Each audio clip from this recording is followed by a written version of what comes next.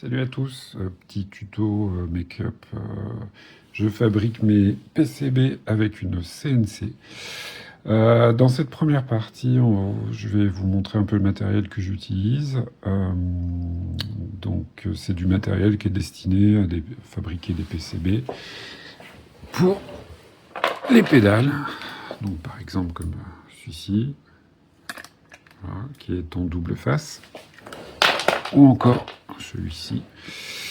Voilà, donc c'est à peu près, quasiment toutes mes pédales sont fabriquées à partir de PCB fabriqués en gravure à l'anglaise avec une CNC que voici. Donc c'est un grand modèle parce que je fais également du travail de bois. Mais un modèle, j'ai commencé sur un modèle qu'on appelle 30-18. Donc c'est 30 cm par 18 de large, avec une plus petite broche. Donc la broche, c'est cette partie. C'est en gros la fraiseuse, hein, c'est ça qui va tourner. Alors, pour travailler de l'alu, comme je perce les boîtiers aussi avec cette machine, que ça soit des boîtiers standards que vous connaissez, comme ceux-ci, ou alors des formes un petit peu plus particulières, comme ma Reverb ou mon préamp. Donc ça permet, effectivement, il faut quand même une machine un petit peu plus costaud, tant au niveau de la broche que des moteurs qui servent à faire tourner tout l'ensemble, quoi. Pour les PCB, pour commencer, une 30-18, c'est très bien. Je recommande pas forcément une 30-18 à 100 balles parce que le moteur va être pourri, va faire un bruit pas possible et vous obtiendrez pas forcément assez de précision. Alors, précision, elle est hyper importante parce que là, on va travailler sur des dimensions qui sont extrêmement petites, qui sont en dessous du millimètre.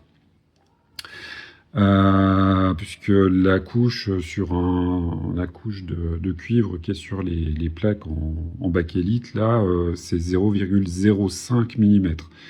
Donc c'est cette petite couche-là qu'on va venir enlever. Et effectivement, il faut que la machine soit vraiment bien réglée, qu'on fasse certaines opérations pour vraiment pouvoir enlever que ce qui est nécessaire, et voilà quoi. Donc on n'a pas forcément besoin pour les PCB d'avoir une machine qui envoie du pâté. Donc ça, par exemple, une broche comme ça, c'est 1500 watts, ce qui est déjà plutôt costaud.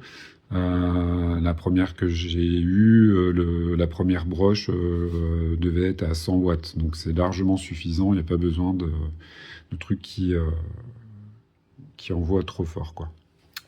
Par contre, pour l'alu, effectivement, si vous prévoyez de faire vos propres boîtiers, vos propres trous, là, effectivement, il faut quand même si l'alu est assez tendre, il faut quand même un peu plus de patates pour vraiment pouvoir faire du travail de qualité, sinon c'est un petit peu dégueulasse, quoi. Donc, au niveau des outils que je vais utiliser, donc le premier truc, forcément, c'est la plaque de cuivre double face.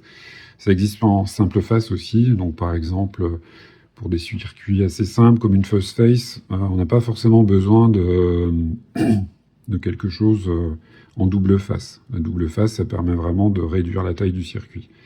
Vous verrez dans la partie vraiment où on crée le PCB sur l'ordinateur, effectivement, on a quand même des contraintes de taille et on ne pourra pas avoir des pistes aussi petites que quand vous faites fabriquer en Chine par JLPCB ou autre.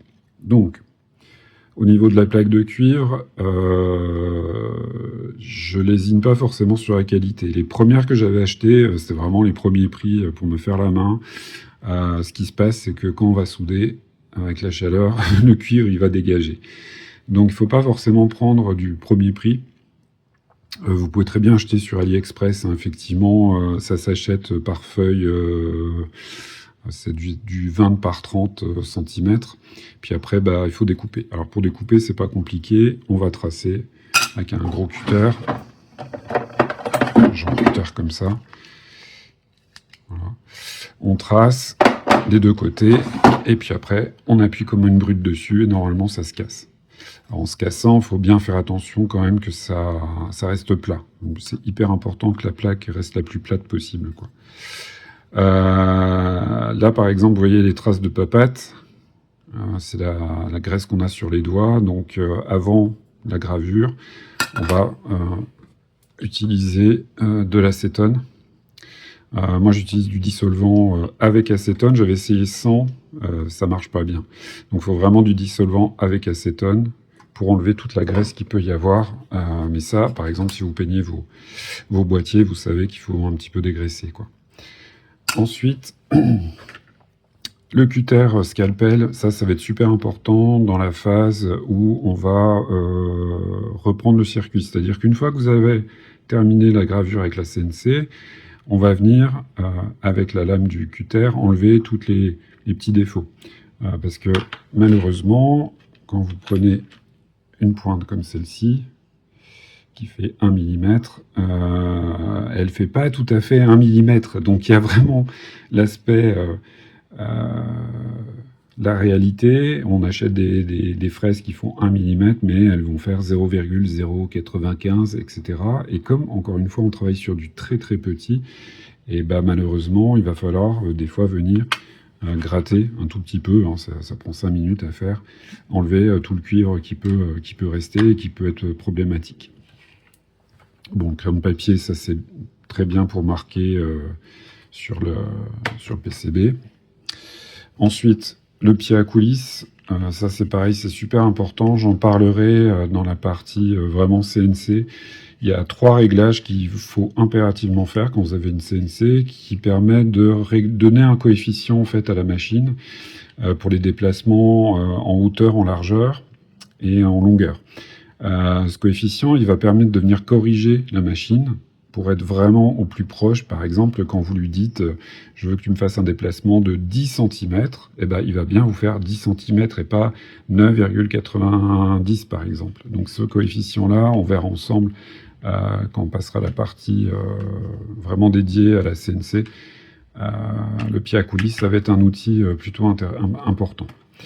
Ensuite, dans les consommables, on a la brosse. Brosse à dents ou autre. Ça, c'est hyper important pour venir nettoyer le PCB en fin de course. On va pouvoir enlever tout le cracra qui va rester, etc. Parce que moi, j'utilise de la vaseline, par exemple, pour éviter les poussières et autres. Pour que la gravure aussi se passe mieux, ça va permettre d'éviter que ça s'échauffe de trop, etc. Ça permet d'avoir des pistes mieux coupées. Mais du coup, c'est dégueulasse à la sortie. Donc, on va utiliser la brosse pour vraiment tout enlever, quoi. J'utilise aussi ces types d'éponges. Normalement, c'est pour les manucures. En fait, il y a 4 faces. Et je vais venir finaliser mon PCB. C'est-à-dire que je vais gratter... je vais me donner un petit coup de ponçage pour vraiment enlever toutes les aspérités. Il ne faut vraiment pas qu'il reste un petit bout de cuivre qui vienne faire un faux contact. Donc ça, on verra la dernière étape, c'est-à-dire celle où on vérifie qu'il n'y a pas de connexion à la masse ou de connexion entre les pistes. Vous pouvez aussi utiliser du papier à poncer. Voilà, par exemple, c'est du 1000. C'est pareil, ça permet vraiment de nettoyer. Donc dans les outils nécessaires aussi, on va avoir du scotch double face. J'utilise la technique en fait du double face, enfin du scotch simple face, pardon, du scotch bleu comme ça. Je conseille le 3M, et là moi j'avais fait le test de prendre du pas 3M, et en fait c'est naze parce que avec la vaseline ou autre, dès que ça s'insinue, le truc ça peut ne plus coller. Donc c'est pas cool. En gros, on va mettre une couche de scotch sur le martyr de la CNC, une autre couche de scotch sur une des faces en cuivre, et puis ensuite, colle cyanoacrylate, et ça bouge plus. C'est la meilleure méthode, je trouve, parce qu'en gros, ça permet vraiment de bien maintenir le truc. J'ai jamais eu de problème de PCB qui giclait ou je sais pas quoi, et là, ça permet vraiment d'avoir une adhérence partout sur le board. Parce que si vous, par exemple, si vous mettez 2 points d'accroche en haut, en bas, comme ça, le centre, en fait, il n'est pas maintenu. Sachant que voilà, la plaque, elle n'est pas complètement plate. Et encore une fois, comme on va lui demander de graver à 0,05 ou 0,1 mm, une variation, que votre planche est un tout petit peu bombée, on n'arrivera pas à le corriger. Donc là, l'idée avec ce système de scotch, ça permet vraiment de plaquer votre PCB sur le martyr de la CNC, et puis d'avoir un résultat qui est un peu meilleur. Dans les choses ensuite, donc je parlais, donc là c'est de l'huile de vaseline que j'ai mis dans une burette comme ça. Soit vous pouvez aussi utiliser le lubrifiant pour les machines à coudre, etc. Ça, l'intérêt, c'est végétal. On n'est pas sur du truc ultra chimique et tout. J'avais acheté ça, je crois, en Allemagne. Voilà. Et donc ça, en gros, j'ai mis dans une burette. Et c'est vachement important parce que ça permet déjà, en fait, quand vous allez faire votre gravure, vous allez avoir plein de poussière de bakélite et c'est très volatile. Là, l'avantage de mettre cette huile, c'est que les poussières vont s'agglomérer et du coup, il n'y a rien qui vole. Donc ça, c'est plutôt bien, surtout si, par exemple, moi, j'ai mon salon, j'ai mon ordi, mon atelier, voilà, etc. Donc c'est vrai que pour le confort de tous, ça, c'est une bonne méthode. L'autre intérêt, c'est aussi, effectivement, les pointes, les forêts, etc., vont moins chauffer. Et ça, c'est plutôt pas mal. Ça facilite la coupe. Pour ceux qui ont déjà percé de l'inox ou du métal, effectivement, de l'huile de coupe, c'est plus que nécessaire. Là, ça coûte pas très cher. Je sais plus combien j'ai payé le litre, mais c'est vraiment ridicule. Donc, c'est vraiment très utile. Ensuite, au niveau des fraises que j'utilise, donc j'utilise des pointes qu'on appelle javelot ou des pointes en V, comme ceci. Donc, moi, j'ai opté pour des pointes en 20 degrés. Plus l'angle est gros, par exemple 30 degrés, plus, on va dire, la matière qui va être enlevée est importante. Je trouvais que 20 degrés, c'est un bon compromis, parce que 15, c'est très fragile. Donc, si votre machine bouge un peu trop, s'il y a trop de vibrations, vous êtes sûr que vous allez péter la pointe. Ça, c'est direct. Là, une pointe 20 degrés, je peux la faire durer 5 ou 6 PCB, donc c'est plutôt pas mal, quoi. Voilà. Ensuite, les autres pointes qu'on va utiliser, c'est ce qu'on appelle les pointes maïs. Donc, c'est des pointes, c'est des fraises qui sont plates. Comme vous pouvez voir, il y a des aspérités un peu partout, et ça permet plusieurs choses. Ça va permettre à la fois la découpe, ça va permettre aussi le nettoyage. Donc l'opération, par exemple, si je prends un des PCB, comme ici, la face top, elle a été nettoyée avec ces fraises. C'est-à-dire que je vais avoir une phase d'isolation où je vais pouvoir tracer toutes les pistes que vous voyez là. Et puis je vais avoir une phase où je vais nettoyer, je vais virer tout le cuivre qui ne me sert pas. Alors c'est valable pour cette face, c'est valable aussi de ce côté-ci. Vous pouvez voir. Voilà. Donc ça, on appelle ça des pointes maïs. Vous pouvez acheter... alors, j'utilise trois tailles différentes. J'utilise des pointes en 0,6 mm. Où est-elle ? Hop, c'est celle-ci. 0,6 mm, c'est, on va dire, la première étape. C'est-à-dire qu'on est proche du contour de la piste, et c'est vraiment pour passer, par exemple, enlever entre deux pôles d'un potentiomètre, etc. C'est vraiment des distances qui sont rikiki. Ensuite, j'utilise des 1 mm. Ces 1 mm, je vais m'en servir à la fois pour les découpes du PCB. Une fois que j'ai fini, je vais découper avec du 1 mm. Je vais m'en servir également pour enlever, nettoyer, en complément de celle de 0,6. Voilà. Donc notamment pour la phase bottom, où on n'a pas beaucoup de matière à enlever, donc je vais utiliser ces deux-là. Je vais les utiliser également pour les switches. Par exemple, si je veux faire une fente pour l'épaule d'un switch qui sont rectangulaires, je ne vais pas prendre des forêts, comme ceci. Je vais prendre ceci, et dans le logiciel qui s'appelle FlatCam, je vais pouvoir générer des tracés et pouvoir enlever le matériel qui ne me sert à rien, voilà, avec ça. Et enfin, j'utilise du 1,8 pour enlever vraiment le gros de la troupe. Donc par exemple, pour la face top, où là j'ai énormément de cuivre enlevé, je vais utiliser celle-ci, et voilà. Au niveau des forêts, donc pour faire des trous, j'utilise que 2 diamètres différents. J'utilise du 12 pour tout ce qui est trou pour les potentiomètres par exemple, pour les fils de connexion, et soit du 9,5 ou du 10 ou du 10,5, on va dire, pour le commun des mortels, par exemple les résistances, les diodes, etc. 10,5, c'est très bien. Je les achète par lot.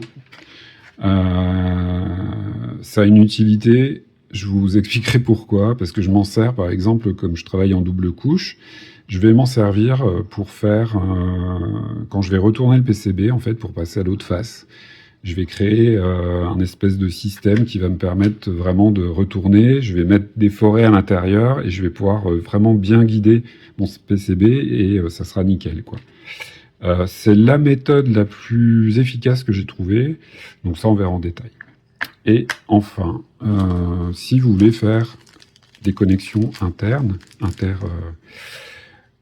on peut utiliser des petits ponts comme ça en cuivre qu'on va venir glisser dans les trous. Alors, c'est bien et c'est pas bien parce que ça marche pas forcément toujours. Ça, vous mettez d'un côté, vous prenez un poinçon et ensuite vous tapez et ça fait la connexion. Sauf que des fois ça la fait pas très bien, ou ça dégueule ou c'est pas foufou. Ça coûte un petit peu cher, je trouve, pour ce que c'est. Du coup, je m'en sers moyennement, où je vais adapter mes designs de PCB pour en avoir le moins besoin possible. Ou alors je vais créer des connexions avec des pattes de composants ou autres. Exemple. Vous voyez par exemple là sur le PAMP, j'ai pris les deux pattes du socket, et au lieu de les enficher, je les ai mises là. Donc par exemple là de l'autre côté, ce qui explique pourquoi, si vous regardez au centre, il n'y a rien du tout ici, parce qu'elles sont de ce côté-là. Voilà, tout simplement. Voilà, on a fait à peu près le tour. Dernière chose, au niveau de la machine. Donc moi j'utilise une marque qui s'appelle Genmitsu, ou SaintSmart. Je trouve que c'est un bon compromis en termes de qualité. C'est pas forcément les moins chers, mais en termes de service client, d'évolution, etc., c'est plutôt intéressant parce que tous leurs produits sont évolutifs. Alors il y a d'autres marques qui sont plus ou moins chères. Je trouve que voilà, c'est la deuxième que je prends chez eux. J'ai pas mal de matos de compléments, puisque ça, à la base, c'est une 30-40, une 40-40, pardon, qui s'est transformée en 60 par 40, pour que je puisse travailler avec du bois ou fabriquer des meubles, comme ceci, par exemple. C'est plutôt pas mal. Au niveau choses à avoir aussi sous la main, là, moi, c'est un bout de parquet, c'est mon martyr. Je préfère un bout de parquet plutôt que du MDF. Voilà, généralement, vous allez trouver livré avec vos machines soit des morceaux de MDF comme ça, pour faire le martyr, et ça change, etc. Je trouve que déjà, c'est cher, d'une part. Le parquet, il a un intérêt, c'est que comme il est traité de ce côté-ci, il ne bougera pas. La matière est suffisamment tendre pour se prendre des coups de forêt dans la tronche. C'est son rôle. L'autre intérêt, c'est qu'on va pouvoir, une fois que votre machine est bien réglée, vous créer une espèce de grille comme ça, de placement. Donc je sais que, par exemple, que si je mets mon scot le long de cette ligne, de toute manière, dans tous les cas, la CNC va se déplacer comme ça. Et quand je vais mettre mon PCB, je vais le coller par rapport à cette ligne. Donc je vais utiliser par exemple un morceau de bois comme ça pour bien positionner, et être sûr que on va dire, je vais pouvoir à peu près visualiser là où mon PCB va être gravé, quoi. On verra dans la partie FlatCam. Donc FlatCam, c'est le logiciel qui sert à créer les trajets pour la CNC. Il faut vraiment, pour créer ces points d'alignement qui vont nous permettre de retourner le PCB et de pouvoir faire la deuxième face, ça va permettre voilà, d'être à peu près d'équerre et de pouvoir positionner les choses et projeter un petit peu. Voilà, donc ça c'était la partie matérielle. C'est le bordel chez moi, désolé, mais c'est comme ça. Je vais faire un autre point ce coup-ci sur les logiciels qu'on utilise. Donc c'est pas compliqué, il y en a 3. Donc on va voir celui qui sert à fabriquer le schéma plus le PCB. Ensuite FlatCam que j'utilise. Je sais qu'il existe d'autres choses intégrées, par exemple dans Fusion 360 que j'ai testé. Je vous avoue que je préfère FlatCam, même si c'est une usine à gaz. Et enfin, ce qu'on appelle le sender, c'est-à-dire ce qui permet d'envoyer de votre ordinateur vers la CNC. Voilà. Donc dans mon cas, j'ai utilisé Candle, c'est un truc qui est open source et gratuit. Et aujourd'hui, je suis passé sous UGS, donc Universal G-Code Sender, qui marche plutôt bien. Dans tous les cas, il faut impérativement que le sender ait ce qu'on appelle le palpage surfacique. Le palpage surfacique, c'est qu'on va passer en revue, une fois que vous avez positionné votre